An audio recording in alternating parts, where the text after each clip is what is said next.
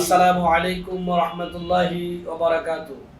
পবিত্র ঈদ উল আজহা উপলক্ষে জাতীয় দৈনিক মানবাধিকার প্রতিদিন ও মানবাধিকার টিভির পক্ষ থেকে পাঠক পাঠিকা শ্রোতা যারা আছেন এবং আমাদের প্রতিনিধি যারা আছেন এবং দেশের বাইরে যারা আমাদের সাথে আমাদেরকে সহযোগিতা করেন, প্রত্যেকেই জানাই ঈদ মোবারক। ঈদ উল আজহা উপলক্ষে প্রত্যেকেই আবারও জানাই ঈদ উল আজহার শুভেচ্ছা, ঈদ মোবারক।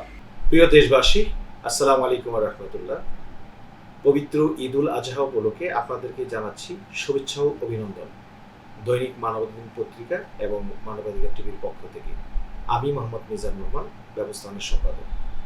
আসছে পবিত্র ঈদ উল আজহা উপলক্ষে আমরা সারা দেশের সকল মুমিন মুসলমান ভাই বোনদেরকে শুভেচ্ছা ও অভিনন্দন জানাচ্ছি। আশা করছি আপনারা প্রত্যেকের জায়গা থেকে এই পবিত্র ঈদ উল আজহাকে সুন্দরভাবে উদযাপন করবেন। আপনাদের প্রত্যেকে যারা ঢাকাতে আছেন, দেশে বাড়িতে যারা যাচ্ছেন, আপনারা সুন্দরভাবে বাড়িতে পৌঁছাবেন, আপনাদের পরিবারের সাথে সুন্দর একটা ঈদ উদযাপন করবেন, সে আশাবাদ ব্যক্ত করছি। অসংখ্য ধন্যবাদ। আসসালাম।